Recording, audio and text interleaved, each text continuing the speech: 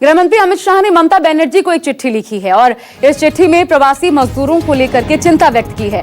ममता सरकार पर यह आरोप भी लगाया है कि ममता सरकार प्रवासी मजदूरों का सहयोग नहीं कर रही। पश्चिम बंगाल के मजदूरों के साथ अन्याय हो रहा है।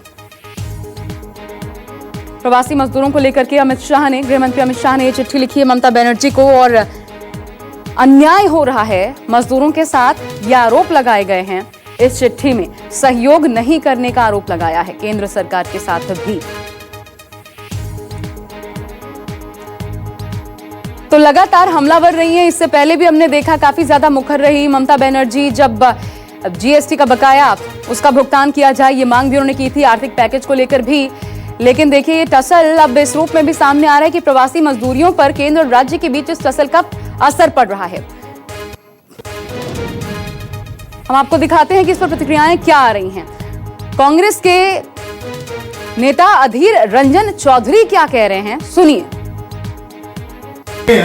प्रवासियों ने राज्य की सरकार के ऊपर दबाव डालते आ रहे हैं और खासकर कल जब देखा मैंने महाराष्ट्र के औरंगाबाद जिले की वो हालत, 16 प्रवासी मजदूरों की कुचलकर मौत, तो मैंने फिर दोबारा राज्य को और केंद्र को, दोनों को ये इस तरीके की और ज्यादा प्रयास करने की अपील करूंगा कि बंगाल की सरकार और साथ साथ अमित शाह जी, आज आप लोग दोनों मिलकर बंगाल के फंसे हुए लोगों को तुरंत वापसी के लिए हर संभव प्रयास करें। मैं अमित शाह जी को मैं कहे थे कि आपने बंगाल की सरकार से बात करें। अमित शाह जी मेरे को उस दिन वादा किया था कि मैं बात करते हैं और ज्यादा करूंगा।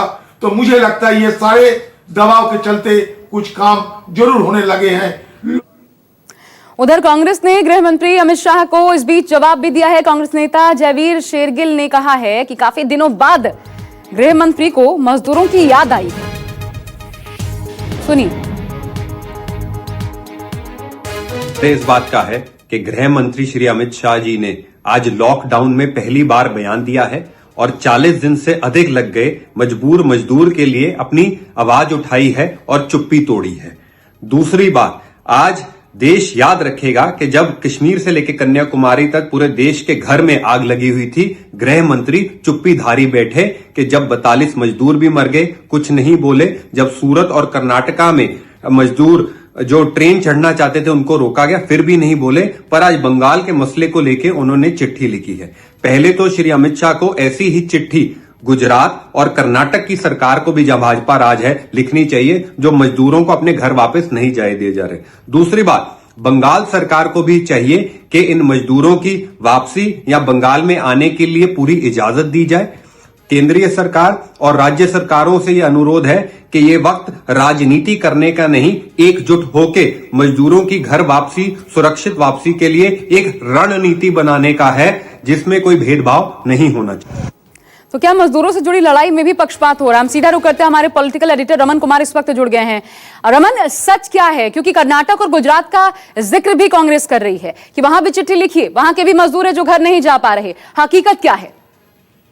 देखिए आशा, ये तो पब्लिक डोमेन में सार्वजनिक तौर पर ये बातें सामने आ चुकी हैं कि कर्नाटका के मुख्यमंत्री ने जो बिल्डर्स लॉबी है उनके अनुरोध के बाद जो मजदूर आने वाले थे उनकी ट्रेन कैंसिल कर दी। हालांकि बाद में कुछ मजदूरों को भेजने की भी कोशिश की।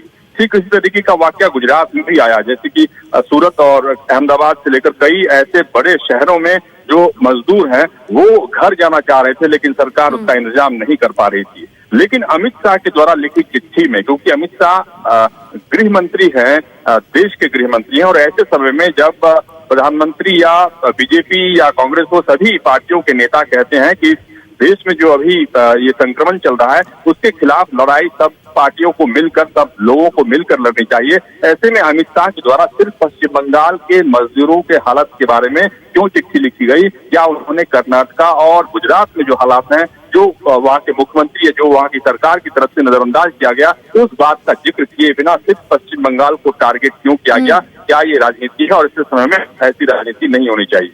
लेकिन सच यही है कि राज्यों की आपसी लड़ाई में नुकसान मजदूरों का हो रहा है। शुक्रिया आपका रमन, हमारे साथ जुड़ने के लिए।